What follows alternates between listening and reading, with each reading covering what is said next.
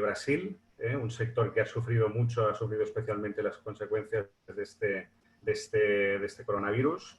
Tenemos hoy con nosotros un plantel de panelistas de primer nivel para ofrecernos esta panorámica de cómo está experimentando el sector esta situación de tremenda incertidumbre. Quería decir, antes digamos, de iniciar propiamente los contenidos de la sesión, a todos los invitados que tienen la opción de escuchar esta sesión en portugués. Tienen la posibilidad de hacerlo a través de los mandos que hay al final, en la parte inferior de la imagen, de la pantalla. Tienen la opción de conectar la interpretación en portugués. En cualquier caso, ahora os escribiremos también por chat cuál es la forma de conectarlo y, bueno, los que se vayan conectando más adelante lo iremos repitiendo para que no pierdan esta posibilidad, ¿no? Bueno, como decía, hablamos hoy de la situación del sector comercial en dos países que están sufriendo mucho las consecuencias del coronavirus, simplemente como datos que creo que es importante tener presente. El coronavirus ha dejado en España más de 280.000 personas contagiadas, son más de 27.000 fallecidos. En Brasil las cifras de contagiados pues pasan ya del 500.000 y están ya por encima de los 32.000 fallecidos. En cuanto a las consecuencias económicas más generales, ¿no?, de caída del PIB, pues en España se prevé una caída del 8% según el FMI, y la crecida para el año que viene sería un poco superior al 4%. En el caso del Gobierno de España, que es un poco más conservador, pues esta caída la previsión en el 9,2% del PIB. En el caso de Brasil, pues estamos hablando de una fuerte caída también por encima del 5% del PIB, según el FMI, y según parece, en 2021 la recuperación no pasaría del 3%. Lógicamente, el sector comercial ha sido uno de los más afectados por el cierre de los comercios que no han podido abrir en España, que ha habido un estado de alerta pues tal vez de los más fuertes en todo el mundo. Y por otro lado también por el descenso, lógicamente, en el ingreso de los consumidores. Entonces, bueno, yo creo que vamos a dejar ya que sean los panelistas. Oye, no voy a decir, Paco. Sí, y simplemente pasar la palabra a Antonio del Corro, director de la Cámara de Comercio Brasil-España, para que él pueda también dar su propia bienvenida. Por favor, Antonio. Muy bien. Bueno, en primer lugar, saludar a los ponentes y a los asistentes a este webinar. Un webinar importante, componentes importantes, tanto en Brasil como en España. Bueno, yo solamente os quería decir el peso que tienen las pymes en el tejido industrial y comercial de cada uno de los países. Según los últimos datos ofrecidos por el Ministerio de Industria y Comercio de España, y que se los pasa el Ministerio de la Seguridad Social, es decir, basados en aquellas empresas y en aquellos trabajadores cotizantes, son datos a enero del 2019, que son los últimos datos que tenemos. Luego ha pasado todo el tema de la pandemia, con lo cual estos números han quedado un poco también desfasados, pero verdaderamente podemos ver que en España hay 1.600.000 autónomos que dan trabajo a 2 millones de personas, 1.325.000 pymes de todos los tamaños que dan trabajo a 8,4 millones y solamente 4.700 grandes empresas a partir de 250 empleados que dan trabajo a 5 millones de personas. En Brasil, según los últimos datos del gobierno, existen 1,4 millones de empresas que dan trabajo a 12,2 millones de personas en Brasil. Bueno, con esto quiere decir que si bien hace unos días, el 28 de mayo, tuvimos al secretario general de la pequeña y mediana empresa y de industria, Raúl Blanco, que nos explicó las medidas que había tomado el gobierno español y las proyecciones que ellos tenían, hoy verdaderamente vamos a ver la realidad, tanto en Brasil como en España. Y sobre todo FEComercio, que es la más importante organismo de acogida de las empresas, de las pequeñas y medianas empresas, ¿no? Verdaderamente hoy vamos a ver la realidad, si esas medidas son suficientes o verdaderamente se necesitan otras medidas para que no se destruya el empleo. Yo solamente quiero terminar aquí y empezar y darle paso a los ponentes, porque luego tendremos tiempo de hacer una serie de preguntas. Paco. Muy bien, muchas gracias, Antonio. Para las personas que se están conectando, insisto en que tienen esta posibilidad de escuchar el seminario tanto en portugués como en español, entonces que lo tengan en cuenta. Por otro lado, quería dar la bienvenida a todos los ponentes. Tenemos hoy a Julián Ruiz, que es coordinador de la CEC, que agrupa en España a todos los gremios de comerciantes. Tenemos también a David Sánchez, que es el presidente de Comercia, que es la principal asociación de comercio en Cataluña.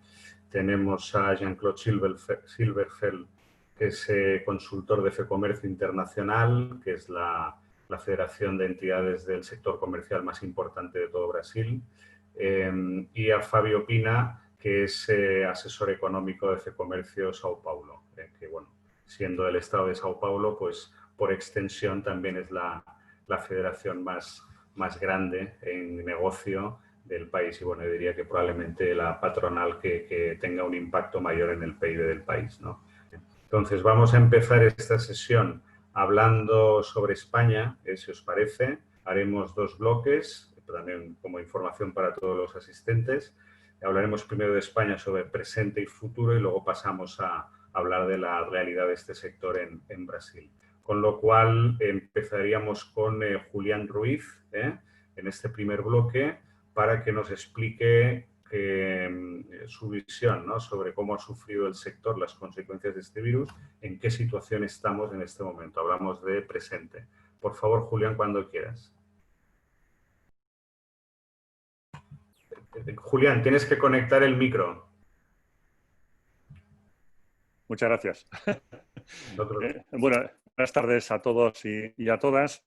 En primer lugar, me gustaría agradecer a la Cámara de Comercio de Brasil y España por su invitación y darnos la oportunidad de, en este foro, en este encuentro, bueno, compartir tanto visión como futuro, además del presente, en la medida en que, como bien habéis comentado, el sector de comercio, al igual que otros sectores con mucha vinculación con el comercio, probablemente son de los que, por sus características de sector, más está sufriendo las consecuencias en este primer tramo de la epidemia. Digo este primero en la medida en que todo se ha visto afectado por las medidas higiénico-sanitarias que se han ido aplicando con las restricciones en cuanto a los cierres, aperturas y las desescaladas, y lo que intuimos será la segunda parte de esta pandemia que digamos que se debatirá más en términos económicos o socioeconómicos, ¿no? Si se me permite, lo que voy a tratar de forma muy resumida, abordar primero, voy a hacer una breve presentación de lo que es la Confederación Española de Comercio, para luego, a continuación, hacer una muy breve descripción de lo que representa este sector en España. Luego sí que daré 4 pinceladas de lo que es la valoración o el análisis desde nuestra perspectiva respecto a la situación actual, para luego finalmente, como bien apuntaba Francisco, pues trasladar algunas de las propuestas sobre las que hemos trabajado con las distintas administraciones. Y digo distintas administraciones porque en España, es verdad, está el Ministerio de Industria, Comercio y Turismo, pero es una competencia que está transferida a las comunidades autónomas, con lo cual nuestras interlocuciones, digamos que es una a nivel central y luego en cada una de las 17 comunidades autónomas que conforman España. Entonces, tratando de ser breve, haciendo una breve presentación de la Confederación Española de Comercio, decir que la integran 11 confederaciones y 31 federaciones de ámbito autonómico, provincial, representando a empresarios autónomos y empresas. Esto, en su conjunto, además, tenemos, por la tipología de sector que es, también están integradas en nuestra organización otras 8 organizaciones sectoriales de ámbito nacional, de lo que es todo el Estado español. En definitiva, lo que viene a representar nuestra organización son empresas y empresarios de cerca de 450.000 comerciantes en España, lo que la convierte como, digamos, la entidad o la institución referente en este sector a nivel estatal. Y además el papel de relevancia que jugamos en este sector y a nivel institucional como agente socioeconómico que somos, reconocimiento otorgado por otra parte, como a todas las asociaciones patronales a través de la propia Constitución española, participamos a través de las distintas organizaciones miembros de la Confederación Española de Comercio en la negociación de 250 convenios colectivos que se negocian en todo el Estado, en las diferentes comunidades autónomas y o provincias, porque es un ámbito en el que se negocian, digamos, las condiciones laborales en las que desarrollan su actividad los trabajadores en el seno de las empresas en las que están contratadas. Siguiendo un poquito el guión que he adelantado, tengo interés en, aunque quizás me repita un poco, en hacer una breve descripción de lo que es este sector. Este es un sector, desde otro punto de vista, estratégico, como creo que lo ha puesto de manifiesto esta pandemia, en la medida en que en los últimos tiempos solemos hacer una pregunta, una reflexión en voz alta, ¿no? ¿Qué hubiese sido este país sin el comercio de proximidad, especialmente en los momentos de confinamiento y de restricción a la movilidad? Entonces, yo creo que también deberemos de ponerlo en valor el día después, ¿no? Entonces, somos un sector estratégico de la economía española, no solo por su dimensión y el empleo que genera, sino porque se han puesto de manifiesto que los grandes cambios que están sucediendo en la economía global también están afectando al sector comercial, ¿no? De hecho, somos un sector de continua transformación, un poco como definición. 4 datos. Uno respecto del empleo, que creo que se apuntaba con anterioridad, pero creo que son datos significativos. El aproximadamente 17% del total de afiliados a la Seguridad Social en España se corresponden con el sector de comercio. Es el principal sector de economía en términos de empleo, donde el empleo por cuenta propia, es decir, los autónomos, representan aproximadamente el 24%. Con lo cual, también nos da una dimensión de qué tipo o tipología de empresa conforman este sector. De los cuales el 8% prácticamente son empleadores, es decir, son personas, empresarios autónomos que generan empleo, contratan a trabajadores. Y el 15% son autónomos sin asalariados. ¿Esto qué viene a definir? Este es un sector fundamentalmente de microempresa, donde la media de trabajadores no alcanza a 4. Con lo cual ya nos da una idea y nos diferencia de lo que son la media de trabajadores o dimensión de las empresas en nuestro entorno más cercano, como es la Unión Europea, donde la media es inferior en cuanto al número de autónomos. También es importante el destacar que el tipo de empleo que genera este sector es un empleo estable. Prácticamente el 77-78% del empleo que genera son contratos indefinidos. Es una cuestión muy importante a destacar, especialmente en los momentos de crisis. Recientemente hemos vivido una crisis muy importante, una crisis económica, en donde este dato se ha puesto claramente de manifiesto, la importancia y la relevancia que tiene en la medida en que dota de estabilidad laboral a un importante conjunto de trabajadores y trabajadoras de este país. Y luego otro aspecto en el que normalmente no se hace demasiado hincapié es lo que nosotros venimos a denominar el efecto arrastre que tiene el comercio. Es decir, es lo relevante y el impacto que genera sobre otros sectores que aparentemente no tienen nada que ver con el sector, pero que evidentemente sí ejercen una influencia, como pueden ser, por ejemplo, los servicios financieros, las actividades inmobiliarias, lo que son los productos alimenticios, servicios de publicidad, estudios de mercado, la construcción, el transporte terrestre. Todo este efecto arrastre también tiene un papel importante en un sector como el comercio en España. Tratando de no extenderme más, yo creo que la descripción es suficiente con estos indicadores que acabo de exponer. ¿Cuál es la situación en estos momentos, ¿no? Han pasado prácticamente 3 meses donde la evolución, especialmente en relación con las ventas o la facturación en este sector, pues ha sido muy variada en la medida en que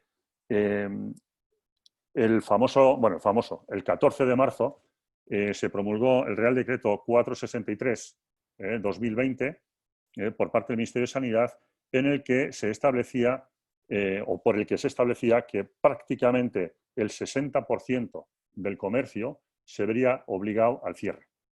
Es decir, se vería a cesar en su actividad. Me estoy refiriendo al comercio minorista, a los establecimientos que estaban abiertos al público. Y ha sido una situación que se ha mantenido pues, prácticamente en 2 meses, los dos siguientes meses.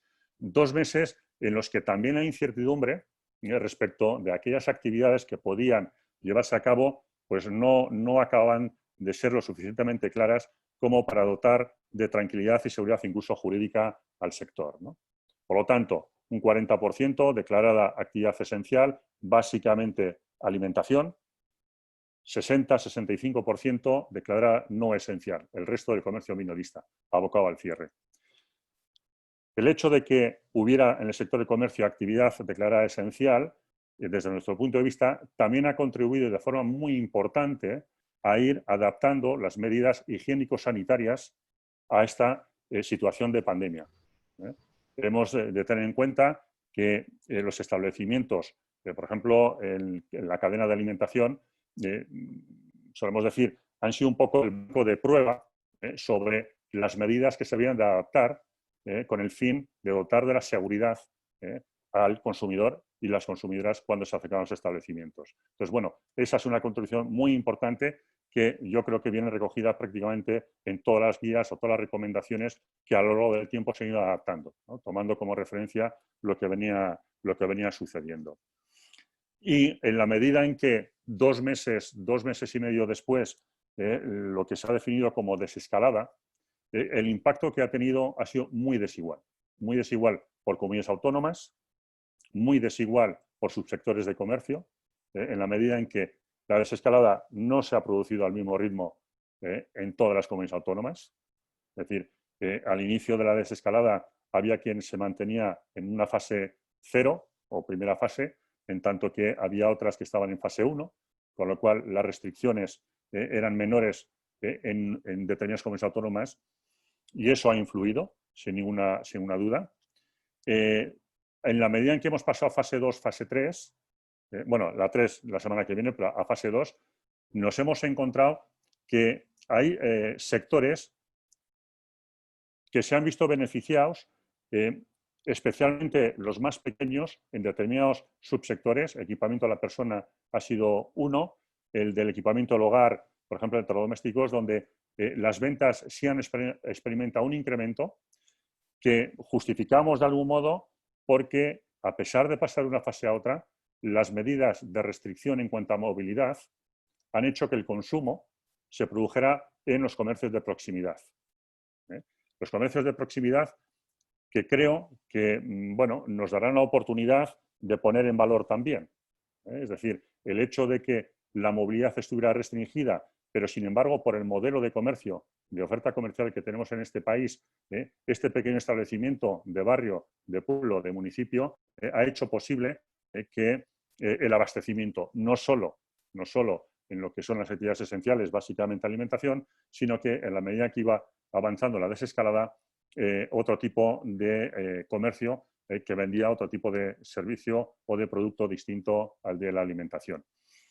Y como la desescalada también ha afectado de forma muy desigual a los de gran tamaño, empresas de gran tamaño frente a las de pequeño tamaño, pues también ha sido un factor que ha incidido positivamente en las ventas. Esto probablemente se irá corrigiendo, especialmente cuando entremos en fase 3, donde prácticamente todos los formatos, independientemente de su tamaño, podrán abrir, a pesar de que en algunos casos pueda haber una restricción en cuanto al aforo. Pero bueno, una evolución desigual, en definitiva, un incremento de ventas de entre un 10-20% en el mes de mayo respecto del mismo mes del año 2019, pero teniendo en cuenta todos estos aspectos que he comentado, que se irá atenuando sin ningún tipo de duda. ¿Y cuál es la preocupación fundamental que tienen los comerciantes, las pequeñas empresas? Pues que el hecho de que se llevara a cabo ese confinamiento, esa declaración de cese de actividad total, conllevó a que uno de los mecanismos que desde el Gobierno central se estableció fue el de los ERTES, los expedientes de regulación temporal de empleo.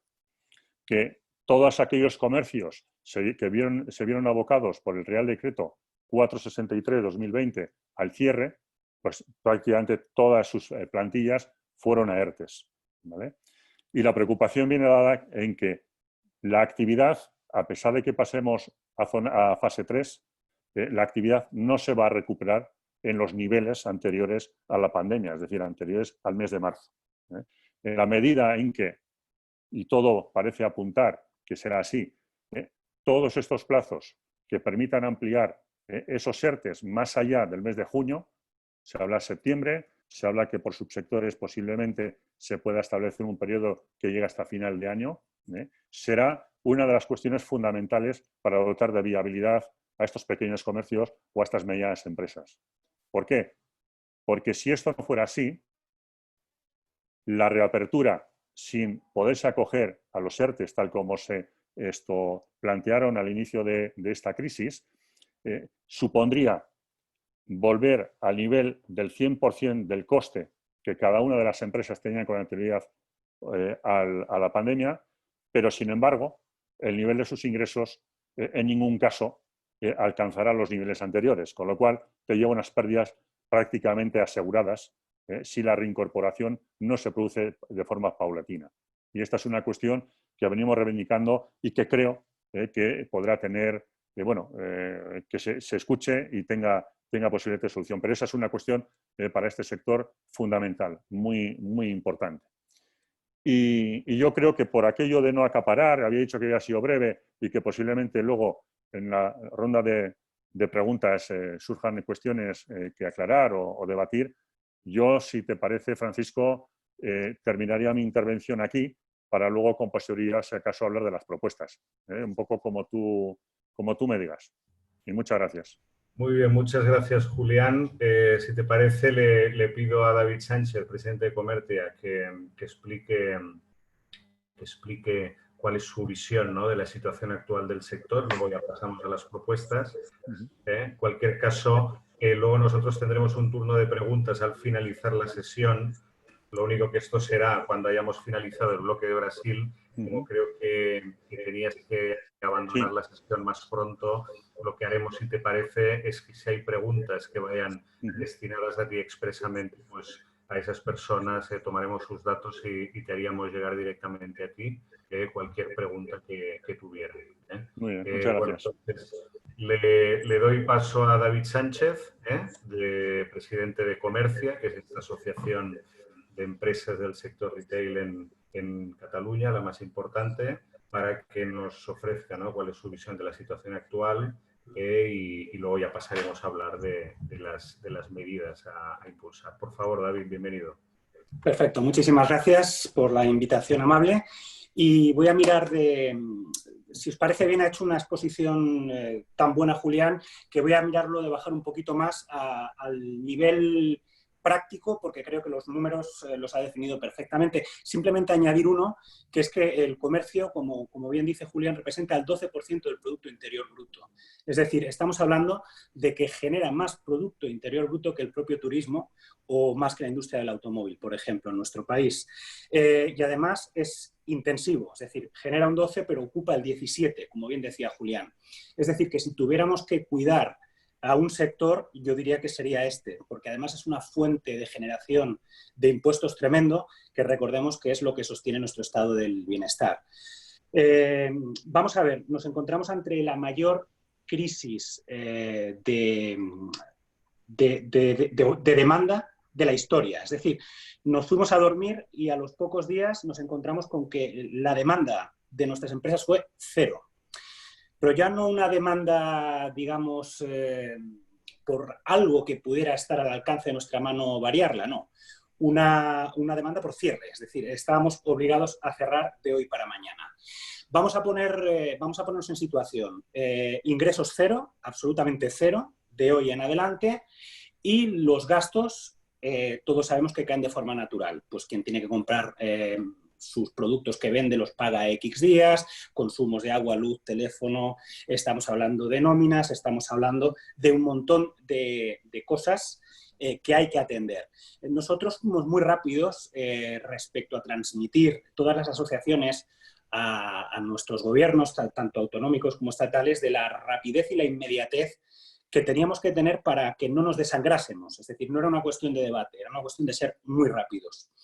¿Y qué formas o qué ámbitos teníamos para poder parar la sangría de gastos teniendo en cuenta que los ingresos iban a ser cero? El primero de ellos era, evidentemente, obtener liquidez. Se aprobó una serie de préstamos avalados por el Estado, por el ICO, que inyectaban liquidez. Eso está muy bien, pero como ya transmitimos en su día, eso al final hay que devolverlo, es apalancamiento, es deuda. Entonces, una causa sobrevenida que te obliga a un cierre no se puede financiar porque llega un punto que colapsaría las cuentas de la compañía. Por lo tanto, otra fuente importante de obtener liquidez es no gastar. Y una forma de no gastar es siendo inteligentes a medio plazo y es bajar los impuestos. ¿Por qué motivo? Porque si yo no tengo que pagar determinados impuestos, protejo mi tesorería y me permite sobrevivir en las próximas semanas. Esto se transmitió y así en este aspecto no tuvimos mucho éxito. Es decir, determinados tamaños de compañías han tenido que seguir atendiendo el pago de determinados impuestos y ahora estamos viendo, por ejemplo, que Alemania se está planteando bajar el IVA porque se entiende que es una forma de incentivar el consumo y en épocas de crisis lo que hay que hacer es estimularlo. Por lo tanto, la primera parte era obtener liquidez y reducir los costes en este aspecto. La segunda parte, y una partida muy importante, es la de personal, como bien decía Julián, y en este aspecto creo que hemos articulado un mecanismo muy bueno, que es el ERTE, el expediente de regulación temporal por causa mayor, es decir, mediante una solicitud relativamente sencilla, nuestros trabajadores podían pasar a cobrar, por así decirlo, de la Seguridad Social y nosotros nos protegeríamos del pago de las nóminas. Y según el tamaño de la empresa, incluso las cotizaciones sociales también estaban protegidas o total o parcialmente. Esto ha funcionado muy bien, pero me gustaría hacer hincapié en lo que decía Julián. La recuperación de la demanda va a ser gradual, es decir, nuestros clientes van a venir de forma gradual y difícilmente llegaremos al nivel de demanda que teníamos en fases previas a COVID. Por lo tanto, tenemos que tener mucho cuidado en poder reincorporar a nuestros trabajadores de forma regular a la demanda y no que esto caduque un día y de golpe nos veamos en la obligación de tener que incorporar al 100% de las personas porque simplemente entraríamos con que nuevamente la generación de ingresos no sería suficiente para poder atender los costes salariales. En este aspecto recordemos que es mucho más barato para el Estado proteger un puesto de trabajo mediante un subsidio temporal que no la destrucción, el quiebre de una empresa, el mantenimiento de esos trabajadores que igualmente perderían el puesto de trabajo y volver a recuperar el know-how y la generación de una nueva compañía. Es decir, es mucho más barato proteger que destruir, por así decirlo. Y una tercera pata muy importante, en la cual hemos tenido nulo éxito, es la parte del alquiler. Todos los que nos dedicamos al comercio sabemos que entre el 10 y el 25%, dependiendo del sector, de la tasa de esfuerzo, es decir, de la parte que dedicamos de nuestros ingresos, van al pago del alquiler de donde realizamos la actividad. Hemos pasado a no poder realizar actividad y en alguno de los casos la reincorporación, como decíamos antes, será de forma gradual y paulatina. Nos hubiera gustado una medida valiente por parte de los gobiernos respecto a modular la proporción del pago del alquiler en base a las ventas o facturación que va a haber. ¿Por qué motivo? Porque esta tercera pata también puede poner en peligro grave a muchísimas compañías. Porque si antes dedicábamos un 15% facturando 100, imaginaros que dentro de un mes, cuando facturemos la mitad, 50, si el coste es el mismo, la tasa de esfuerzo se duplica. Si a esto le sumamos los costes laborales y otros, nos daremos cuenta de que no salen los números y esto pondría en peligro la continuidad de muchas compañías y la destrucción de muchísimos puestos de trabajo. Esto además se acentúa conforme a, me imagino que el problema en Brasil y en España es el mismo, muchos fondos de inversión agresivos han invertido en la compra de malls o centros comerciales buscando rentabilidades cercanas al 20% anuales y llegando a poner las cuentas de explotación de las compañías en peligro anteriormente al COVID. ¿Qué quiere decir esto? Que ahora todavía es peor. Pero además en estos casos los contratos de arrendamiento que hay tienen unas cláusulas que son muy duras y estrictas, con obligados cumplimientos de muchísimos meses, además que están avalados por avales bancarios que en caso de incumplimiento de alguna cláusula pueden, digamos, coger ese aval, con lo cual generaría un problema de liquidez en las compañías. Y lo que también estamos pidiendo, y es muy importante, que estas cláusulas muy perjudiciales, que en caso de no llegar a un acuerdo para poder cerrar la actividad en determinados locales, nos obligasen a ir porque simplemente no sale la cuenta de explotación, las penalizaciones por los obligados cumplimientos y por determinadas multas serían tan potentes y tan fuertes que pondrían en peligro muchísimas compañías. Aquí es donde también detectamos un serio peligro y donde estamos pidiendo a las administraciones que tomen partido respecto a que estas cláusulas, que entendemos que son abusivas, durante determinados meses se cancelen.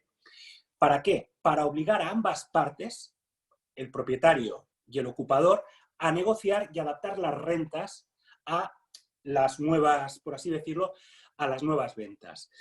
¿Qué nos estamos encontrando? Pues estamos encontrándonos, como bien ha dicho Julián, estamos reincorporándonos por fases. Hubo una primera fase en la cual los comercios podían abrir, los que no son esenciales, con cita previa.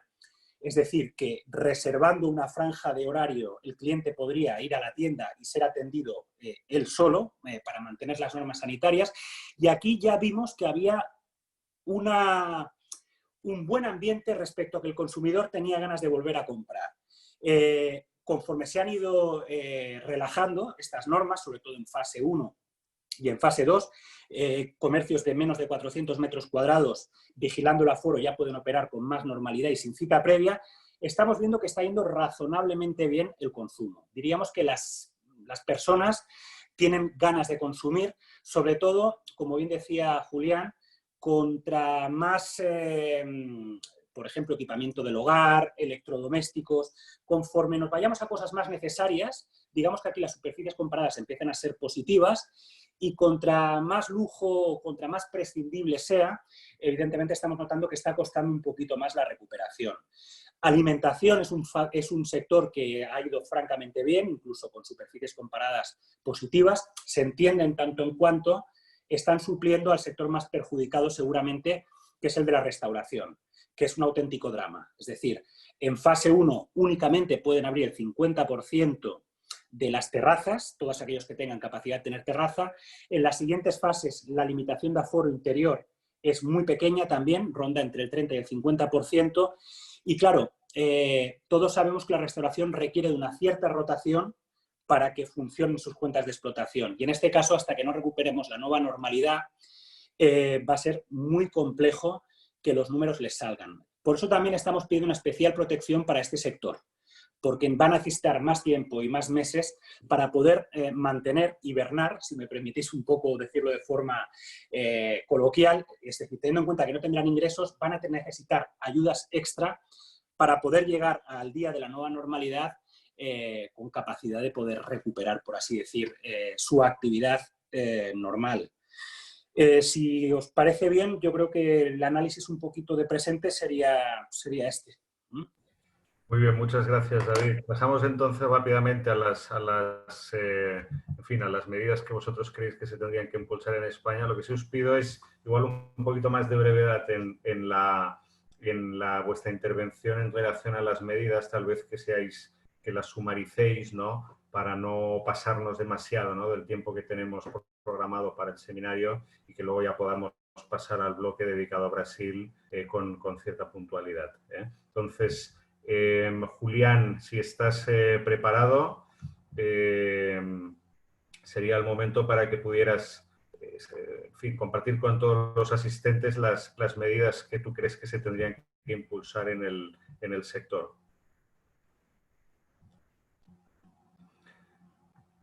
Bueno, como Julián no estoy convencido de que esté en estos momentos. Sí.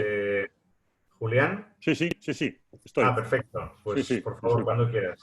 Bien. Bueno, voy a tratar también de resumirlas, y algunas de ellas incluso David ya las ha comentado. Yo, desde la Confederación Española de Comercio, hemos presentado pues un paquete de 21 propuestas, ¿vale? Que mañana tenemos oportunidad incluso de presentarlas en una comisión de Industria, Comercio y Turismo, pero voy a tratar de englobarlas por bloques y de forma muy resumida para no extenderme demasiado. Hay un primer bloque que son de índole fiscal, tienen que ser medidas de apoyo fiscal y financiero que sobre todo garanticen la liquidez de las empresas. Como bien apuntaba David, ese es un problema muy importante y que además se ha visto muy afectado por la poca agilidad en cuanto a la tramitación. Es decir, más allá de que una medida sea buena, mala o regular, en estos momentos está siendo fundamental la agilidad, que los procesos y los procedimientos sean lo más cortos posibles y, por lo tanto, con las menores exigencias posibles y, dicho sea de paso, con las garantías suficientes para que luego, posteriormente, no sean revisadas y nos encontramos con sorpresas no deseadas, ¿no? Aplazamiento del pago de la deuda tributaria y suspensión de pago de tributos para aquellos sectores comerciales y empresas más golpeadas por el descenso de la actividad. También es una de las cuestiones que hemos lanzado. Esto va especialmente dirigido al colectivo de empresarios autónomos, que es una reducción drástica del recargo de equivalencia como medida para equilibrar las desigualdades del pequeño y así contribuir también a la liquidez, una mayor liquidez. Otras son de índole laboral, lo que comentamos, los ERTES, es decir, que se permita extenderlos en la medida en que se vaya reactivando la actividad económica. Garantizar también las condiciones higiénico-sanitarias, garantizando todos los equipamientos necesarios para ello. Esto desde la perspectiva tanto de los trabajadores, de las personas que desarrollan su actividad dentro de las empresas, como también para dotar de seguridad a los clientes, ¿no? Otras que las encuadraríamos dentro de lo que es materia de formación o gestión empresarial. Se hace más importante que nunca la formación, en un formato de formación dual, es decir, compartir la formación en aula, pero también la formación en la empresa, al objeto de que podamos ir perfilando realmente los perfiles y las características que demanda el sector, no por catálogos que fueron revisados o diseñados hace mucho tiempo, pero que en muchos casos hemos identificado y detectado que se alejan de las necesidades reales que tienen las empresas. Digitalización también, pero no como ahora se lanza, que parece que la digitalización significa trabajar en la línea del canal online. Probablemente sea el último eslabón de la cadena. Nosotros, cuando nos referimos a digitalización, tiene que ver con la implementación de herramientas que ayuden a mejorar la gestión empresarial. Y esto ha sido una de las cuestiones que se ha puesto también de manifiesto en este tiempo. Otro aspecto muy importante, el relevo generacional. Es absolutamente necesario favorecer con políticas y estrategias que sean efectivas y eficaces para el apoyo al emprendimiento y, por lo tanto, el relevo generacional en este sector. Otras que podemos encuadrar dentro de lo que es una tipología de índole económico, tiene que ver un poco con los costes energéticos, por ejemplo, que apuntaba David, ¿no? Que eso también es una de las cuestiones, al igual que los arrendamientos, son costes fijos, que se han seguido manteniendo en un periodo de cierre absoluto de los negocios. Esa es una cuestión que merecería esa revisión. Para nosotros cobra otra vez relevancia trabajar en un plan de seguridad y de lucha contra el hurto multireincidente. Esto, dependiendo de determinada tipología de empresas, pues el Código Penal, que fue modificado allá por el 2015, pues suaviza mucho y no penaliza, como desde nuestro punto de vista entendemos, el hurto reincidente, ¿no? Otro aspecto que para nosotros es relevante y afecta a determinados subsectores, incrementar las medidas de control y para luchar contra la falsificación y la venta ilegal. Esto está haciendo un daño terrible a determinados sectores de actividad de comercio, establecimientos, como bien apuntaba David, a establecimientos, empresas que tributan y hacen su aportación y contribuyen al bienestar en nuestro país. Voy a tratar de destacar las más relevantes, ¿vale? Porque de las 21, vamos a ver. Otro bloque, también para nosotros fundamental. Se deben de impulsar campañas de concienciación a las personas consumidoras y también con el fin de dinamizar la demanda o el consumo. Impulsar dirigidas al consumidor, pero también a los colectivos de menores, de jóvenes, de niños. ¿Con qué fin? Para también concienciarles respecto de los productos falsificados. Tratar, a través de la educación, corregir ciertas conductas que hoy se ponen de manifiesto. Y las campañas que incentiven el consumo, fundamentalmente con el fin de dinamizar el consumo, en nuestro caso dirigido al comercio de proximidad, pero también para mejorar la capacidad de gasto de las personas consumidoras a través de tickets subvencionados. Son subvenciones que no afectan al margen del comerciante, sin embargo, sí abarata la compra del consumidor, de la ciudadanía en general. Y también campañas específicas orientadas a la reactivación de determinados subsectores, al uso de la automoción, pues por ejemplo, los planes renovables de electrodomésticos o de mobiliario. Luego, y por último, para no extenderme, también vamos a plantear medidas legislativas que nosotros hemos denominado paliativas, pero que hacen referencia a la problemática arrendaticia que comentaba David, ¿no? En este punto, lo que queremos es plantear medidas que, de alguna forma, permita activar un equivalente a lo que en derecho laboral constituyen las resoluciones contractuales motivadas por causas económicas, tecnológicas u organizativas, ¿vale? Y, de algún modo, tratar de introducir un mecanismo de arbitraje sobre las diferencias entre las partes que cuestionase la equidad de las cláusulas más gravosas y perjudiciales para el arrendatario, aportando equilibrio a esa relación. Ahora mismo los contratos, como bien apuntaba David, pues solo cabían dos posibilidades. Ante la imposibilidad de llegar a un acuerdo, el incumplimiento, con lo cual era peor el remedio que la enfermedad para prácticamente la totalidad, ¿no? Y luego, en este sentido, como medida muy a corto plazo, también referindo a esto, pues probablemente lo que teníamos que abordar sería una ley propia de arrendamientos comerciales, porque la referencia que hay en materia de arrendamiento es prácticamente de la vivienda. Y con esto, tratando de ser breve. Muy bien, pues muchísimas gracias, Julián, por tu intervención. Si tienes que abandonar la sesión para emprender ese viaje, pues quedas ya dispensado y, como te decía, todas las preguntas que los participantes deseen dirigirte, pues pueden enviarnos un correo electrónico o pueden compartirlas en la misma sesión, pero nosotros las guardamos y con muchísimo gusto las compartiremos contigo para que puedas responder una a una. Con lo cual, muchas gracias, Julián, por tu participación. Gracias a vosotros, Francisco. Yo estaré aproximadamente 5 o 10 minutos como máximo y, sin hacer ruido, tendré que ausentarme. Muy bien, con lo cual os agradezco a todos la invitación y bueno, pues habernos permitido tener estos minutos de análisis y de debate. Gracias. Muchas gracias, Julián. David, ya antes de pasar al bloque de Brasil, veo que vamos un poco por encima del horario establecido, pero bueno, también es cierto que es una sesión con mucho contenido y veo también por la intervención de Julián que hay muchas medidas que se están reclamando desde el sector. Entonces yo, David, no sé si tienes alguna otra medida que quisieras añadir para complementar la intervención de Julián. Te digo que la situación que tenemos hay dos medidas, ¿no? Las de corto plazo, las luces cortas y las luces largas, ¿no? Voy a intentar centrarme en no más de un minuto en las luces cortas, es decir, ¿qué vamos tarde? ¿Qué es lo que ya tendríamos que haber hecho, por así decirlo? Como decíamos, liquidez. Liquidez se ha dado vía ICO, pero con criterios de rating de los bancos. Estamos dejando atrás a muchísimas compañías que tienen potencialidad de seguir y que en determinadas condiciones son consideradas no elegibles. Estamos dejando morir a muchísimas compañías que pueden seguir. Hay que ampliar la liquidez a este tipo de compañías, que porque hayan pasado algunas fases complicadas no debemos dejarlas sin liquidez, porque sin aire ahora no se puede respirar. Sin nueva liquidez, en ausencia de ingresos de 2 meses, es imposible sobrevivir.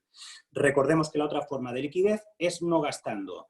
Es momento de flexibilizar los impuestos vía reduciendo los que se pueden y además difiriendo el pago en unos meses para que se pueda digerir conforme vamos recuperando la nueva normalidad. Segunda parte muy importante, los ERTES. Como hemos dicho, está muy bien parado, es decir, ha sido una buena herramienta. No nos engañemos, las compañías van a quedar más pequeñas, las compañías del futuro no van a ser las mismas de las de antes. Por lo tanto, no pueden haber penalizaciones en caso de no poder continuar alguno de dichos trabajadores. Y además, como hemos dicho, la reincorporación tiene que ser gradual a la demanda y nadie de aquí tiene una varita para saber si esto va a ser septiembre, octubre o noviembre. Por lo tanto, seamos valientes para entender que es mejor que sobreviva una compañía un 20% más pequeña, pero que mantiene un 80% del empleo, que no que reventemos una compañía simplemente por encabezonarnos en ser completamente estrictos. Tercera parte muy importante, la que decía Julián, la parte del alquiler. La única forma de sentar a dos partes para que negocien y repartan las pérdidas de una situación sobrevenida como es esta, es eliminando las cláusulas abusivas. Si elimino las cláusulas abusivas que me permiten irme simplemente perdiendo la inversión que he hecho en el local, la otra parte sabe que es mucho más caro que se quede vacío, localizar a un nuevo operador, quedarse 4 meses sin ocuparlo y luego volverlo a alquilar con un 40 o un 50% de reducción de renta. ¿Por qué no llegan a este acuerdo? Porque se sienten con la fuerza de tener estas cláusulas abusivas. Si somos capaces de provisionalmente, temporalmente eliminarlas, como son las de obligado cumplimiento y determinadas penalizaciones, el problema se arregla solo. 30 últimos segundos. Siempre hablamos de qué pueden hacer los demás, pero me gustaría dirigirme a cada uno de nosotros de forma individual. Creo que es muy importante que volvamos a lo que yo llamo el consumo responsable. ¿Qué quiere decir?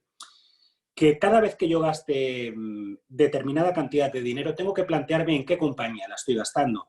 Esta compañía, ¿qué política tiene de contratación de sus trabajadores? ¿Qué política tiene de generación de puestos de trabajo? ¿Qué política tiene de pago de impuestos? Y si es una compañía sostenible, que busca generar riqueza, además del lícito derecho de ganar dinero, pero además generando riqueza, creo que es importante que nosotros como consumidores empecemos a invertir en compañías que merecen la pena. Y lo digo por determinados hábitos que estamos cogiendo todos de consumir en compañías que su máxima obsesión es eliminar puestos de trabajo y utilizar subterfugios legales, pero no morales, para pagar la mínima cantidad de dinero en impuestos. Y recordemos que una sociedad del bienestar no puede funcionar sin los impuestos. No hay sanidad, no hay educación, no hay bienestar si las empresas y las personas no pagamos impuestos. Muchas gracias. Muchas gracias a ti, David, por tu intervención. Creo que hemos ofrecido una panorámica muy detallada, ¿no?, de cómo está el sector en España y qué perspectivas tiene y qué medidas deben implantarse también para que este sector pues, continúe teniendo la importancia que siempre ha tenido en nuestro país. Ahora pasaremos ya al bloque de Brasil, con lo cual, con la primera intervención que tengamos, pasaremos la interpretación al español, de forma que los panelistas de FEComercio puedan intervenir en portugués y todos los demás espectadores, los que no entienden el portugués, pues pueden escucharlo en español. como decíamos al inicio, gracias a Eloisa Cerdán, que es la intérprete que muy amablemente, ¿no?, nos ofrece este servicio, asociada a la Cámara de Comercio Brasil-España. Gracias, Eloisa, también aprovecho para agradecerte el servicio. Y bien, entonces vamos a empezar con esta intervención y la persona a la que voy a dar paso, ¿no?, para empezar esta exposición, la panorámica sobre el sector comercial en Brasil, es Fabio Pina. Lógicamente hablamos de Brasil, un país muy diferente al de España y bueno, simplemente ya atendiendo a la población, que son 210 millones, y a la extensión, enorme extensión del país, que son como 14 veces, ¿no?, el tamaño de España, pues solo con eso ya hablamos de un mercado que tiene sus particularidades. Con lo cual, Fabio Pina es asesor económico de FEComercio de Sao Paulo. Tienes la palabra para intervenir y explicarnos cómo está el sector en estos momentos en Brasil. Por favor, cuando quieras. Muito obrigado. Eu vou falar, peço desculpas por não falar espanhol. Meu espanhol, no máximo, é um portunhol. Então fica mais ridículo ainda se eu tentar simular um espanhol que eu não falo direito. Então, eu vou tentar ser breve e, infelizmente, em português. É muito difícil, eu diria que eu não sei, talvez, nem por onde começar. Até porque são 6 meses de pandemia, mas, na realidade, 3 meses a rigor. 6 meses se a gente considerar lá no final do ano passado, quando isso deve ter começado, e a gente descobriu que começou no final do ano passado, depois disso, né? Então, os efeitos são mais recentes. E ninguém entendeu essa pandemia ainda, nem economicamente, nem socialmente, nem no aspecto sanitário, que é o mais importante, eu diria. Uma coisa deriva da outra. Eu anotei aqui algumas coisas, e a primeira coisa se falou aqui, o Francisco falou, a Espanha... o mercado brasileiro é muito maior que o espanhol, mas o que eu mais notei é a similaridade, a semelhança dos efeitos da pandemia, das reações e dos problemas que vocês têm com o comércio, passando por pirataria, algo que eu nem ia tangenciar, né? Pelo consumo consciente. Eu até não sei se eu vou falar, eu me permito ser o mais direto possível, né? E eventualmente não falar o que as pessoas gostam de ouvir. Eu tenho sérias dúvidas que o consumidor vai ser convencido a fazer o consumo consciente. Nós temos um problema enorme com isso, em termos de pirataria. Então, eu diria o consumo consciente em 2 aspectos, tá, Davi? Que a pirataria é uma que o consumidor ele olha para o preço. É muito difícil você convencê-lo de algo diferente. Quer dizer, a gente esquece do consumidor nessa equação e coloca o pirateador como o único elo problemático da cadeia. Eu diria que talvez o pior elo é o consumidor. Se não houver consumo, não há pirataria. E também o consumidor consciente. Ele é muito consciente, ou mais consciente, em momentos de bonança. Em momentos de crise, o consumidor tende a ser muito pouco atento aos problemas, a quem emprega, como emprega, se há trabalho escravo ou não há, indo para o limite, óbvio, né? Isso, graças a Deus, hoje é uma parcela pequena da produção mundial, ainda existe, mas tem empresas que tratam melhor o ambiente social, não só o emprego, mas o ambiente social como um todo, e empresas que têm uma percepção pior ou menos relevante para isso. Então, dito isso, que eu nem esperava tangenciar esses assuntos, eu separei aqui rapidamente, depois vocês podem me cortar. Eu separei rapidamente estes temas. Bueno, não é tão importante o que eu vou falar, mas assim, primeiro, análise no calor do momento eu acho péssimo. A gente não consegue fazer uma boa análise. Eu estou saindo do governo há menos de um mês, eu saí da Secretaria de Comércio e Serviços do Ministério da Economia. A gente fez o Adolfo Saxida, que é um dos braços direitos, ali ele tem vários braços direitos, né? A Shiva, que é o Paulo Guedes, o Adolfo Saxida fez 81 simulações em meados de março, e a pior simulação era o seguinte: o PIB do Brasil, ao invés de crescer 2,8%, iria crescer apenas 2,2% nesse ano. Nesse momento, eu vejo simulações dizendo que a queda do PIB pode chegar a 2 dígitos, 10% ou 11%. E eu vou dizer o seguinte: eu não sei qual vai ser o efeito, mas eu garanto que não vai crescer 2,2% e garanto que não vai cair 11%. Está no meio do caminho. Eu estou na posição mais fácil, que é olhar para o óbvio. Nós estamos no calor do momento. Se eu olhar o varejo no Brasil, ele chegou a cair 50% como agregado. Está caindo nas últimas 4 semanas. Proxies, né? 30%. com queda de 5% nos bens não duráveis, supermercados e farmácias, né? Supermercado ainda crescendo, farmácia caindo, outros não duráveis caindo um pouquinho, e queda de 60% a 70% em alguns duráveis, e queda de 90%, né, para o setor, por exemplo, de turismo ou de outros serviços como academia. Então, esse é o primeiro dado que eu queria trazer, que é muito difícil você fazer uma projeção no calor do momento. Acho que a gente pode errar mais do que acertar. A gente sabe que a crise é grande, ela deve ser prolongada, mas é muito difícil da gente acertar. Segundo ponto, e aí junta com as medidas, eu vou deixar, se alguém tiver curiosidade, quais são as medidas que a gente adotou no Brasil, eu tenho aqui uma lista, eu vou fazer o panorama geral e deixar também, se vocês tiverem curiosidade, eu acompanhei bem de perto, mas eu acho que um bloco de três blocos de medidas resolve para vocês entenderem o que foi feito no Brasil, e não é muito diferente do que foi feito na Espanha, pelo que eu estou entendendo, e também os problemas não são diferentes. Nossos problemas estão na liquidez do crédito, né? Chegar na ponta. Eu acho que é isso que está acontecendo aí também. E eu tive, fazendo um parênteses, eu tive uma discussão com o pessoal, e a gente não pode ser inocente nas discussões. E aí, no calor do momento, lá no meio do Ministério, a gente recebendo uma pressão enorme de milhões de brasileiros, milhões de empresas, milhares de associações, em algum determinado momento, falou assim, banco é difícil de ajudar porque eles não gostam de perder dinheiro. E eu retruquei na mesa e falei assim, você gosta de perder dinheiro, né? Quer dizer, é uma assunção infantil. A gente tem que entender as razões do outro e tentar chegar na mesa de negociações a um acordo. Foi dito aqui de aluguel também, né, Davi? Os aluguéis têm sérios problemas também no Brasil nessa negociação. E eu acho que se tem uma vantagem, eu não sei exatamente como é que é o enforcement das cláusulas eventualmente abusivas aí na Espanha, isso eu não conheço, mas aqui no Brasil eu tenho certeza do seguinte, a crise é tão grande que vão esquecer todas as cláusulas, as abusivas e as não abusivas. Os acordos estão sendo feitos. Nesse aspecto, todo mundo entendeu que se eu forçar a mão, o inquilino vai embora e eu não tenho nenhuma renda. E o inquilino também não pode ficar ao léu. Então, a crise está forçando acordos fora do contrato. As cláusulas estão sendo esquecidas, abusivas ou não, é um modo de dizer, claro, mas estão quase sendo esquecidas. Então, um segundo ponto que eu acho muito importante dizer da crise geral, não é só o Brasil. A Europa hoje, o Banco Central colocou 1,5 trilhão de euros em liquidez. 1,5 trilhão de euros é mais que o PIB do Brasil. Os Estados Unidos estão colocando 2 trilhões de dólares. É mais ainda que 1,5 trilhão de euros, mas é quase a mesma coisa. Ou seja, tem 2 PIBs e meio do Brasil, que não é exatamente uma economia pequena, em liquidez no mundo.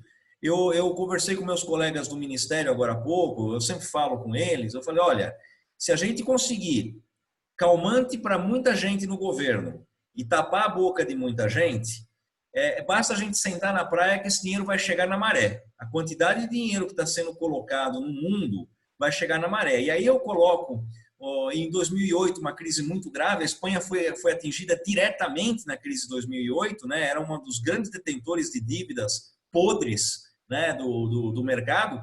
Para mim, eu tenho que aquela crise teria sido evitada se uma agência de rating fosse séria no mundo, porque bastava eles avaliarem de verdade os títulos, ninguém teria derivado título em cima de título, que só tinham carteiras podres ali dentro, bastava fazer um rating direito que tinha evitado aquilo ali.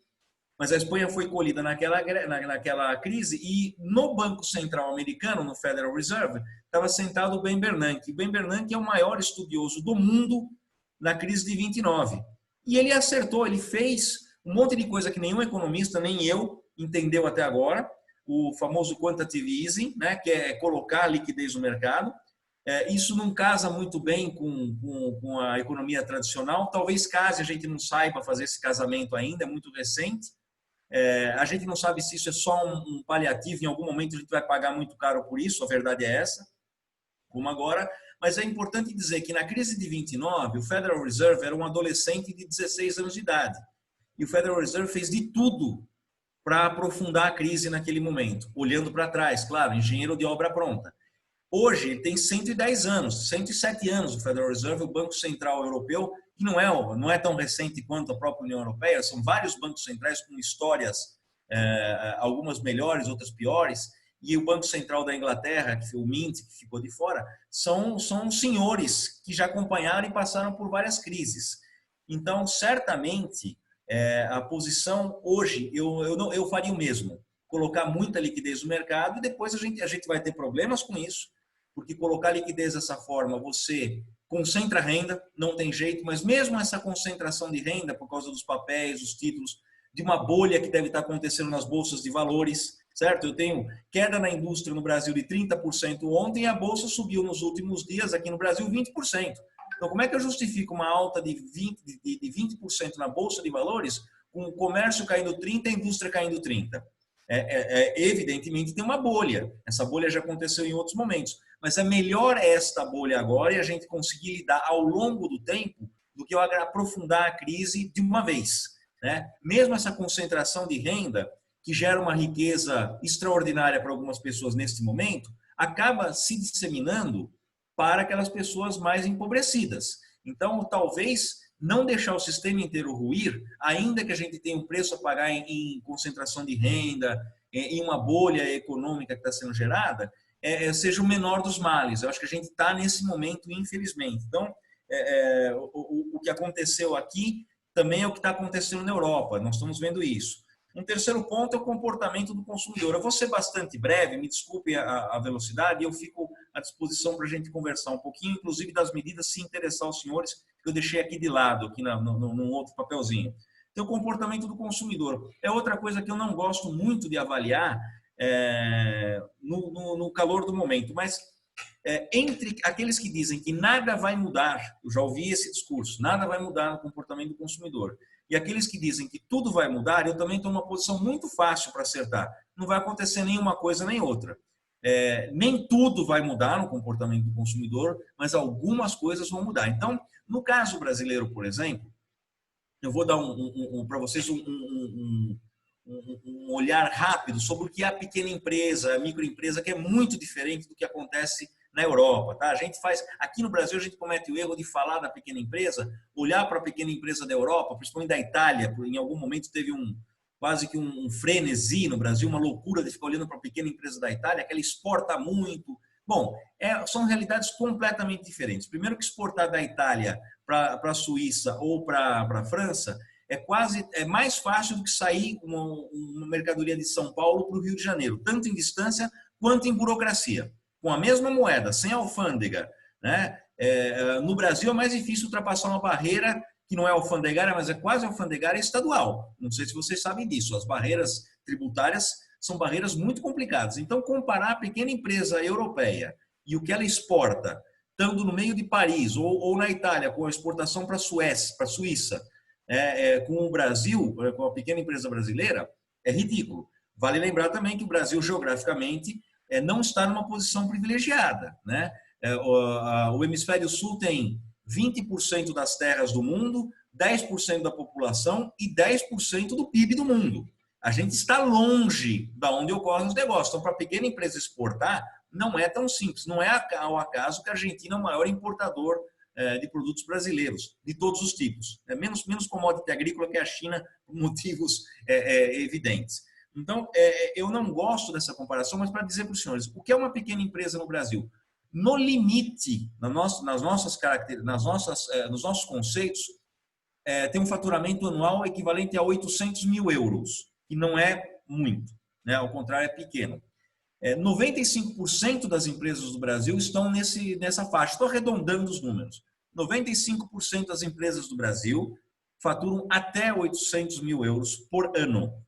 60% do emprego do Brasil é gerado por essas empresas e 30% do PIB é gerado por essas empresas.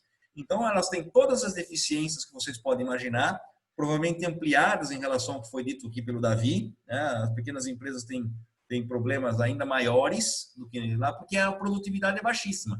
Basta pensar que eu tenho 60% do emprego gerando 30% do PIB. Evidentemente, a produtividade ainda é muito baixa, o que é uma oportunidade, né, no longo prazo, mas nesse momento é uma tragédia, né, porque eu não tenho recursos hoje para investir nem públicos, nem privados, na qualificação da mão de obra. Essa é a 18ª prioridade que nós temos agora, né, no Brasil. Então, para dar um panorama geral do que é a pequena empresa. E voltando ao comportamento do consumidor, muitas coisas vão mudar. Por que eu falei da pequena empresa?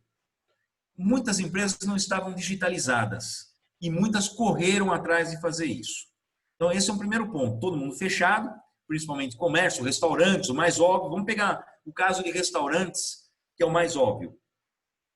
Eles estão entregando em delivery, é o que existe, é o que sobrou, né, para eles, ou quase tudo que sobrou. O consumidor pode até não gostar, eu prefiro tomar uma cerveja ou meu uísque num bar com meus amigos. Fazer um happy hour aqui não funciona bem. Talvez alguns dos senhores já tenham tentado, não funciona muito bem. Mas eu não tenho essa opção agora. Então eu fui obrigado a entrar no iFood, em vários aplicativos, para comprar e receber em delivery, comida, bebida e uma série de outras coisas. Muitos consumidores que eram resistentes foram obrigados a entrar nesse mercado também. Eu diria, vamos pegar, eu brinco sempre, por exemplo, da minha mãe, que é a minha beta tester, né? Porque ela é refratária a muitas coisas. Ela está entrando na internet, no aplicativo do celular, o que para mim é um milagre. Mas eu penso que muitas dessas pessoas que não entravam, que não precisavam, ou eu ajudava, ou alguém ajudava, passaram a ver que não é difícil. Isso é um primeiro passo muito importante para a gente pensar. Quem não entrava na internet tinha na cabeça, olha, é difícil usar aplicativo, pedir, aí eu fico esperando, eu não sei como é que paga, põe meu cartão. A partir do momento que você fez esse movimento, é o once and for all. Elas descobriram que é muito simples. Então, eu acho que uma parcela importante de consumidores se agregou ao mercado digital. E isso não volta mais. Eu não acho que elas nunca mais vão sair de casa, não é isso. Mas uma parcela importante que só fazia coisas presencialmente aprendeu a fazer coisas pela internet. Uma parcela importante de empresas que também não tinha um apelo muito grande para o comércio eletrônico, terá um apelo maior para o comércio eletrônico. Então, eu diria, o mundo não vai virar um desenho futurista com todo mundo saindo voando por aí. Não é isso que vai acontecer pós-pandemia. Ou um livro de ficção horroroso onde ninguém mais sai de casa e as ruas ficam vazias. Não é isso. Mas eu tenho certeza de que o trânsito vai mudar, o mercado imobiliário vai mudar, porque muitas das empresas, no comércio, por exemplo, que descobriram que talvez elas não precisem do salão de restaurante do tamanho que tem, vão renegociar contratos com seus proprietários, né? Muitas lajes comerciais. A gente tem o exemplo aqui no Brasil de uma grande empresa, basicamente uma corretora, não é uma corretora, a XP Investimentos, né? Uma agência que ajuda a investir.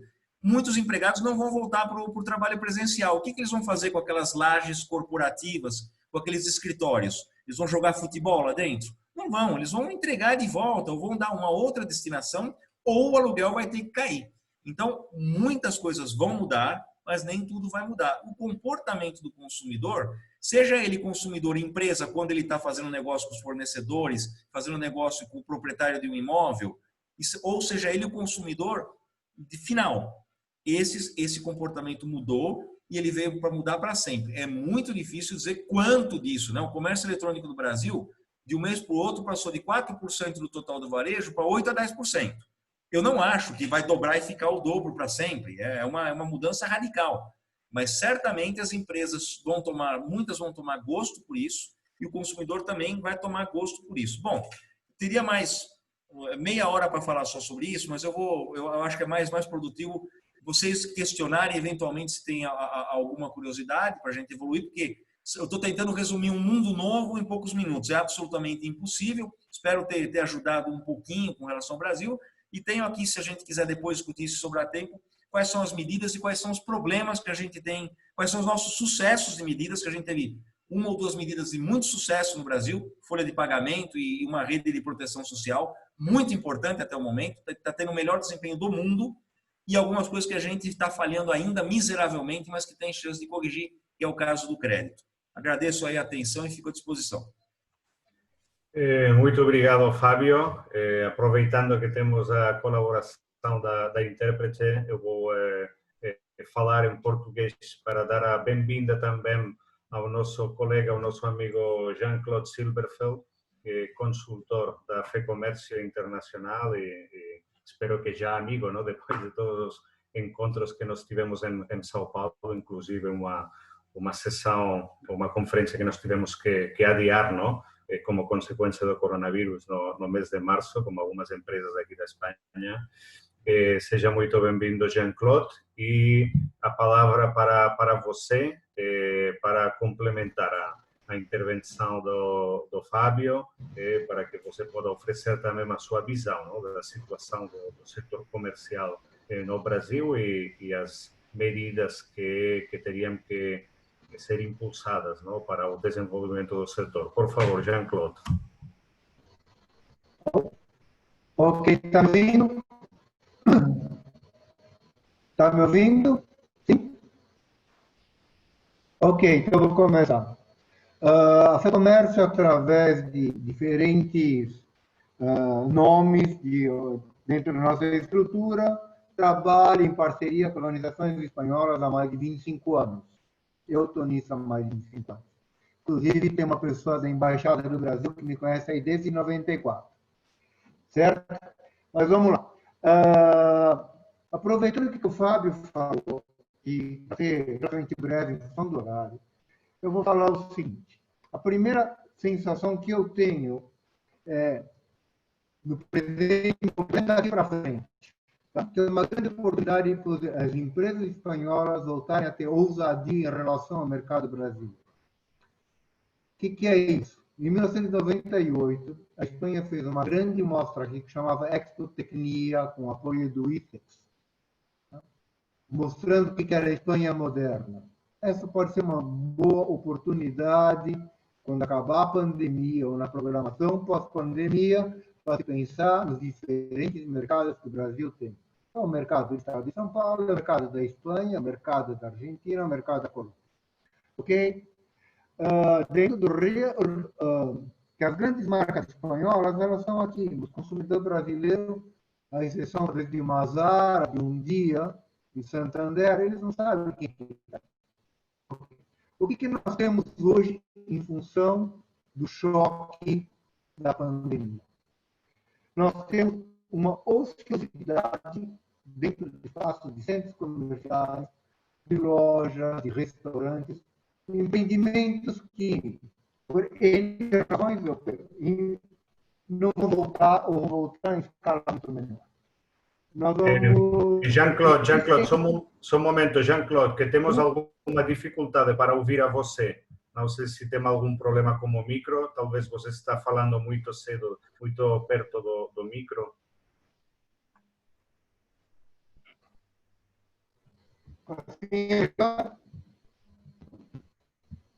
Sim, acho que talvez algum problema com a comunicação.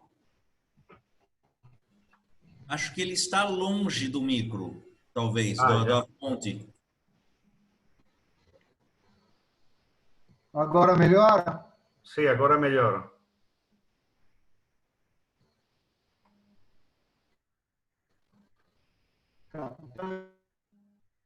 Jean-Claude?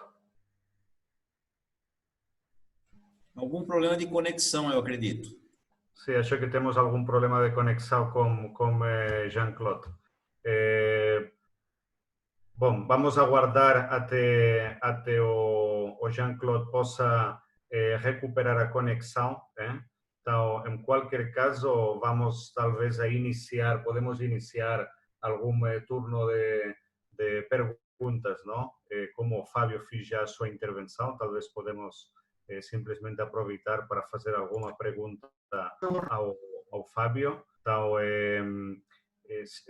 temos aqui uma pergunta de Giordano Macciantelli, que o que gostaria de saber é que você falou de um menor custo dos contratos de aluguer e uma baixada, não, de outros gastos.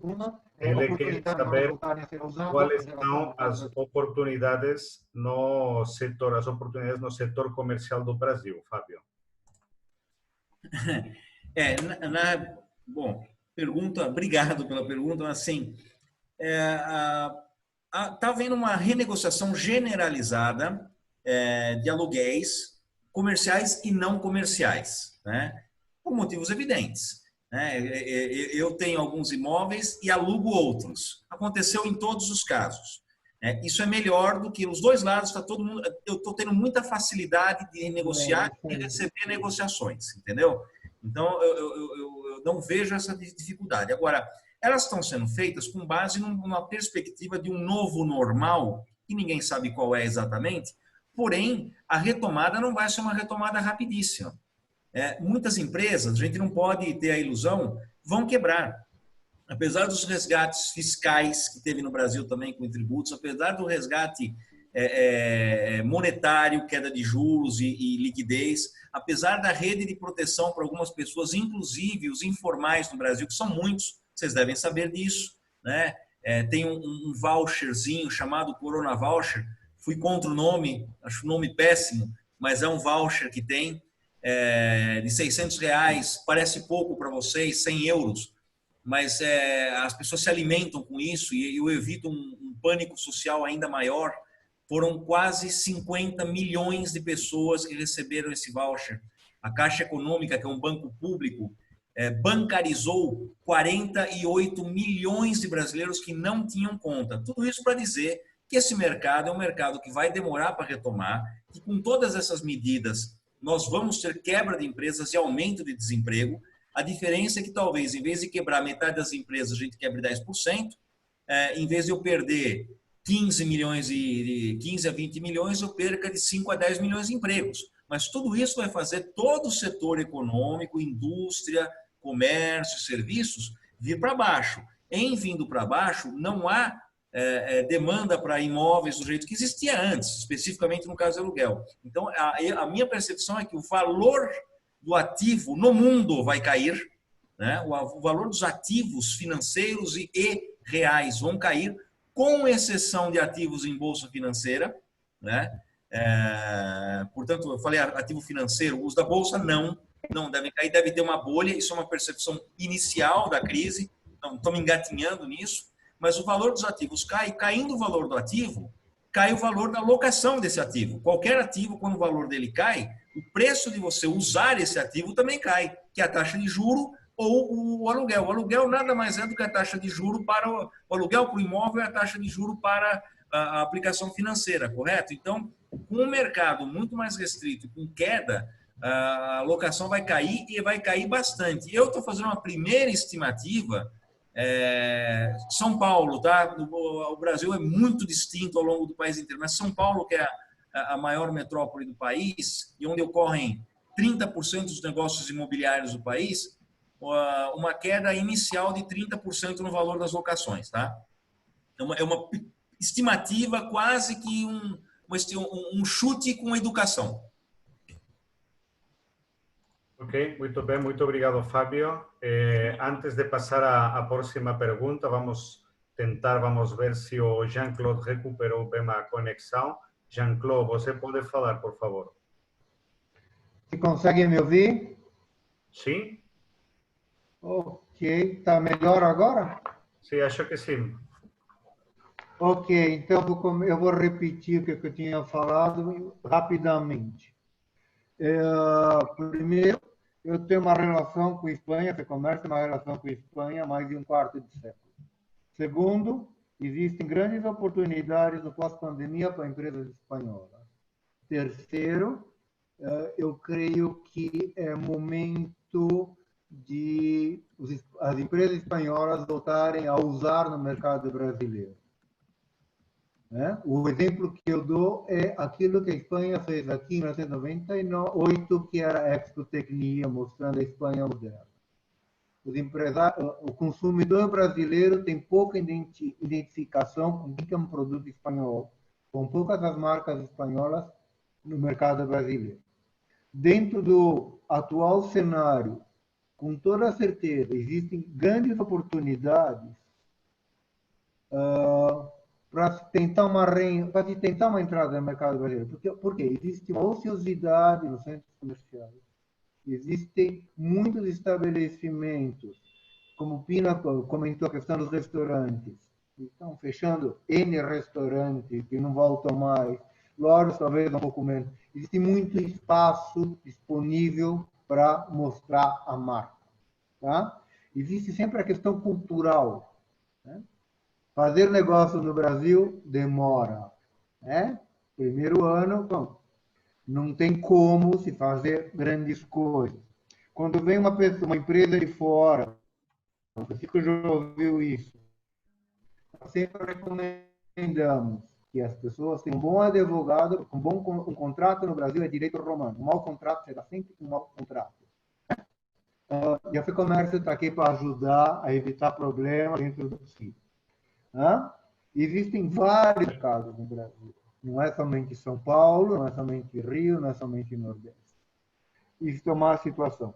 Na contrapartida, também existe muito mercado, a própria Câmara poderia ajudar, para empresas brasileiras, marcas brasileiras, estarem mais presentes na Espanha.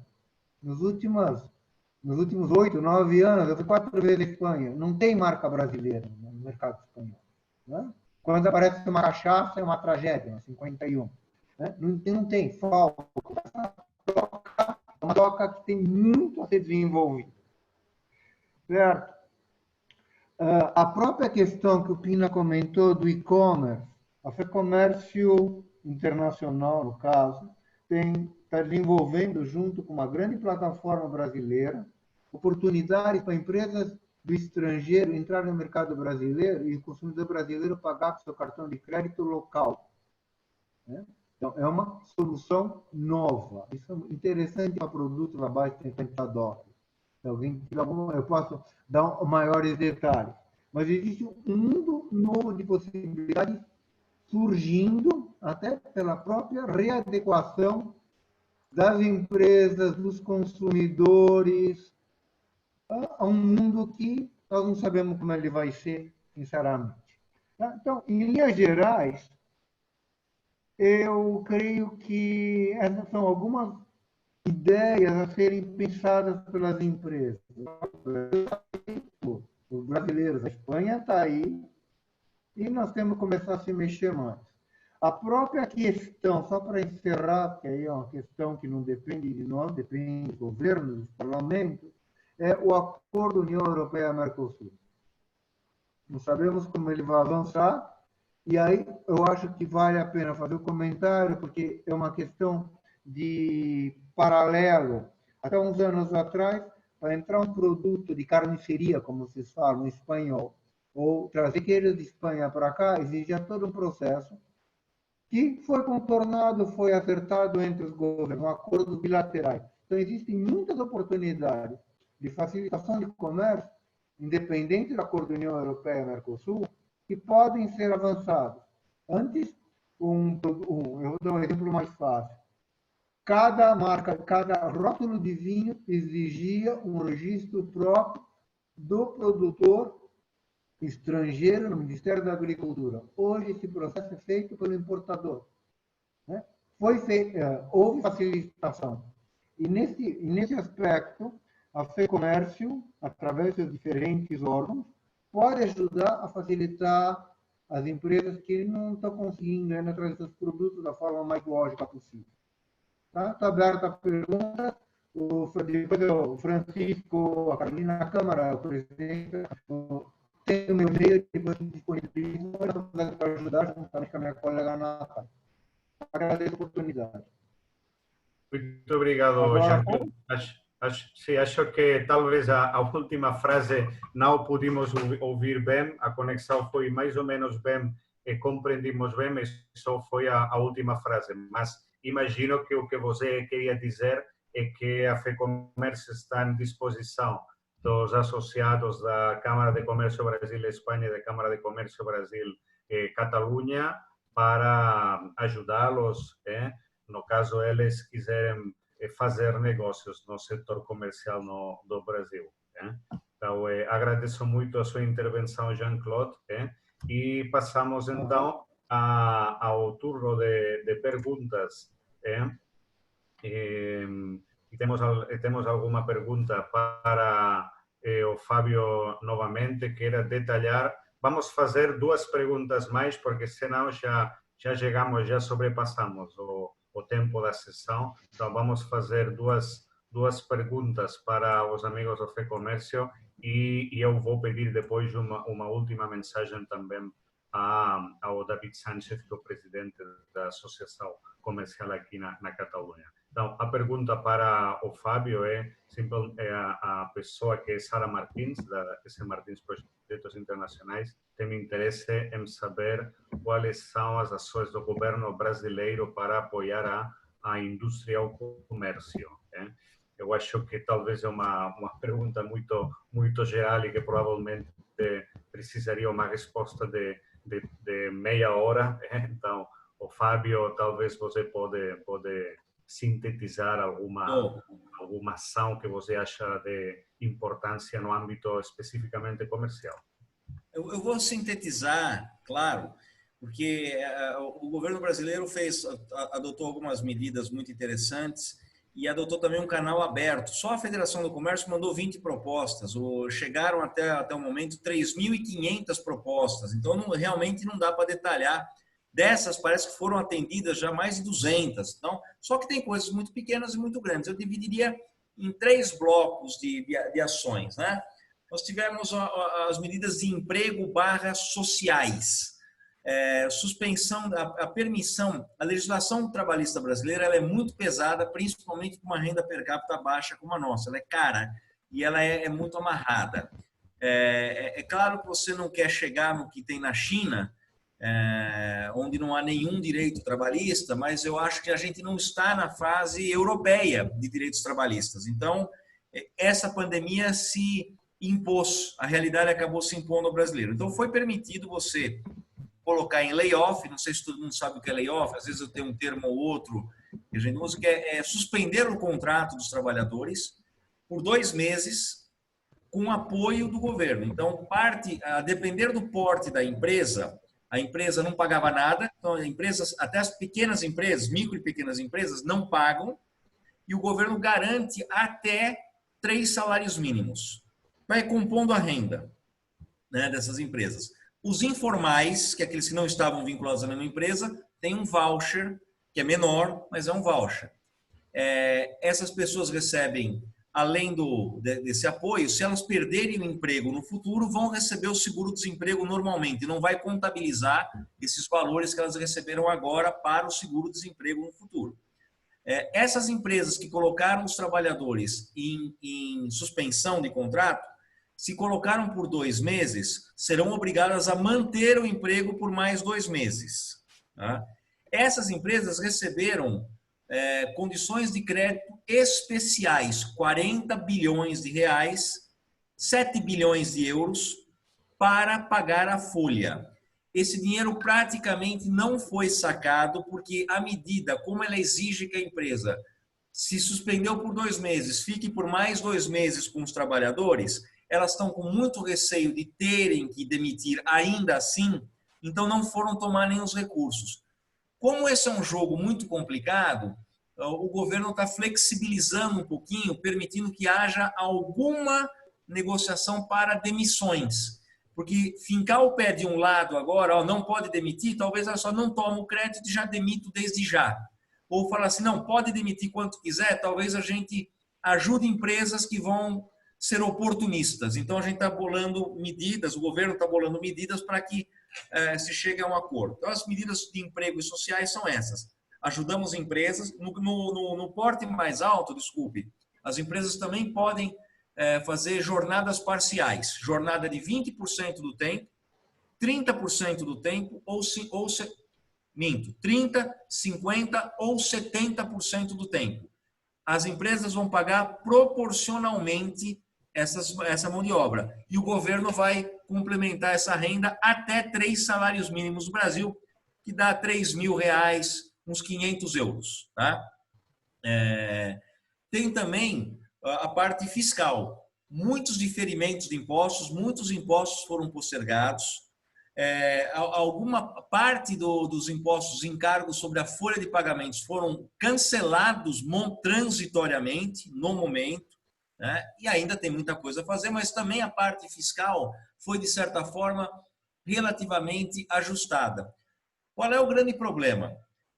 O emprego no comércio, a folha de pagamento, ela, de forma geral, ela significa de 10 a 20% do total do faturamento das empresas, em média, no ano comum. Então, é claro que ajuda eu poder suspender, mas eu estou com faturamento zero. Então, os outros custos que eu tenho, fixos, são muito grandes. Então, só suspender a folha de pagamento não adianta. Fiscal também, muitas empresas, aqui o regime simplificado para as pequenas empresas, você só paga os tributos mediante uma nota emitida. Então, suspender tributos para quem, de fato, sem vender, não ia pagá-los, o efeito é pequeno. O efeito é muito pequeno, em termos fiscais, né? Eu suspendo os tributos. Tá bom, mas eu não ia pagar de qualquer forma, porque eu não gerei, não tem fato gerador, não há renda. Então, tem esses dois, faltou o pilar do crédito.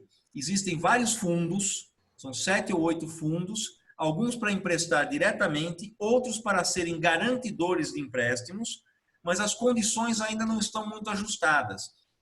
E a gente precisa dos bancos privados, Santander é um deles, um dos mais importantes, a gente está fazendo um consórcio de bancos, Itaú, Bradesco, Santander, Banco do Brasil e Caixa Econômica, principalmente, são os 5 maiores bancos do Brasil, para darem empréstimos. Só que os bancos têm suas regras. Se pensou no governo em várias maneiras de pressionar os bancos, por exemplo, fazer um imposto de renda seletivo. Quem não emprestar deste fundo garantidor aqui que nós estamos disponibilizando, quase que a fundo perdido, dinheiro do Tesouro, vai ter um imposto maior. Quem emprestar tem imposto menor. Mas a gente vai descobrindo as coisas ao longo do caminho. Isso é inconstitucional, eu tratar de forma não isonômica os bancos. Então, e outra coisa, a gente não quer avançar. As medidas do Brasil foram todas muito transversais, não tem medida para o comércio, medida para a indústria, a gente tentou fazer medidas transversais, para não ser questionado no futuro, e por que você ajudou esse setor ou a outra empresa? No caso do Brasil, o funcionário público que fizer isso fica sujeito a um escrutínio, a uma varredura da sua vida no futuro, né? Então, há muito medo. Por exemplo, o próprio empréstimo com dinheiro a fundo perdido do Tesouro, o Tesouro não quis ficar com o fundo, passou para o Ministério, para uma outra área do Ministério da Economia, falou assim, vocês querem? O fundo está aqui, está de presente. Usem do jeito que quiser, mas eu não assino, o secretário do Tesouro não assina esses empréstimos, porque ele sabe que no futuro, muito provavelmente, eu não sei como é que é exatamente na Espanha, mas os órgãos de controle vão praticamente esquecer que teve uma pandemia e um momento de crise aguda. E aí o CPF, ou seja, a pessoa física, né, o servidor vai pagar esse custo na pessoa física. Então, falta muito do crédito, mas eu diria que boa parte do que falta do crédito é como que eu faço os bancos, como é que eu falo o que a gente está chamando de moral suasion, né? Como é que eu vou fazer uma persuasão moral nos bancos para eles emprestarem? Foi nessa reunião que eu falei isso. Banco não gosta de perder dinheiro. Eu falei assim, em oposição a todos nós que gostamos de perder dinheiro, né? Ninguém gosta. Como é que eu faço eles emprestarem dinheiro e como é que eu dou segurança para quem vai adotar medidas que eu diria que são emergenciais. Eu ia dizer exóticas, mas elas não são exóticas, elas são medidas de emergência, por isso elas são diferentes. Não é simples, mas está faltando ainda a perna do crédito, que eu acho que a gente vai resolver, se não 100%, 60%, 70% a gente vai resolver, e é por isso que eu acho que o PIB vai cair no Brasil, mas a queda não vai ser 10%, 11%.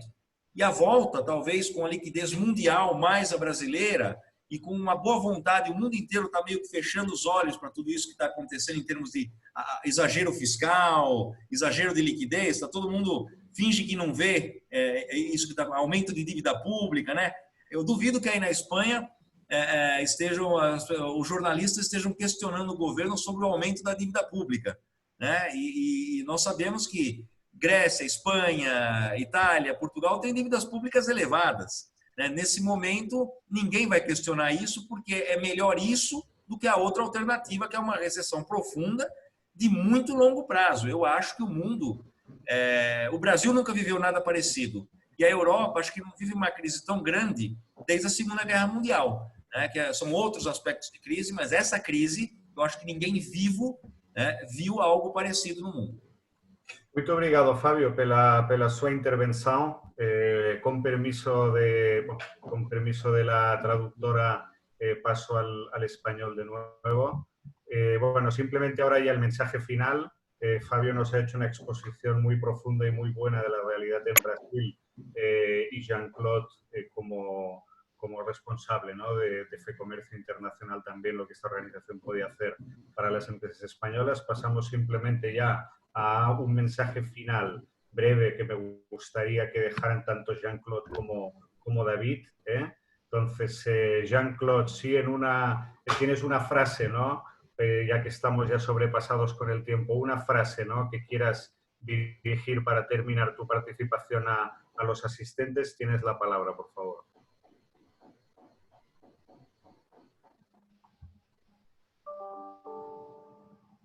Jean-Claude.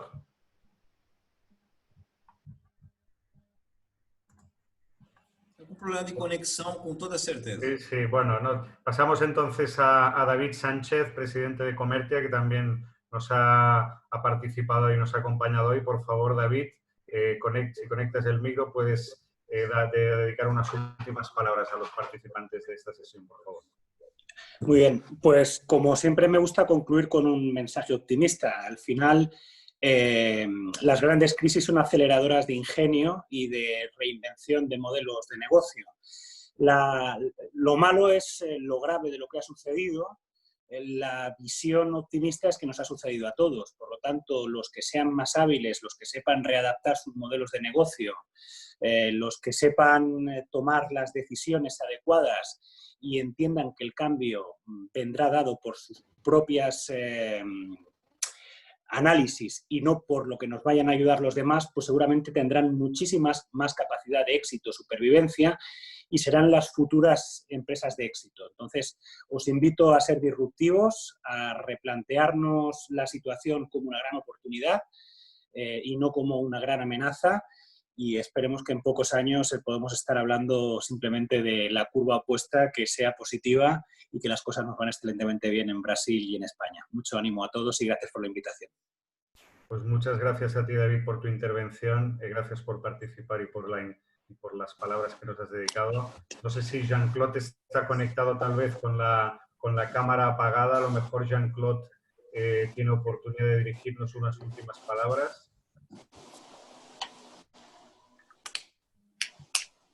Bueno, creo que finalmente no va a ser posible debido a problemas técnicos, con lo cual, si os parece, a todos los participantes, pues aquellos que queráis o tengáis interés en dirigiros directamente a Jean-Claude para cuestiones relativas al comercio en Brasil, pues estaremos encantados de realizar el contacto.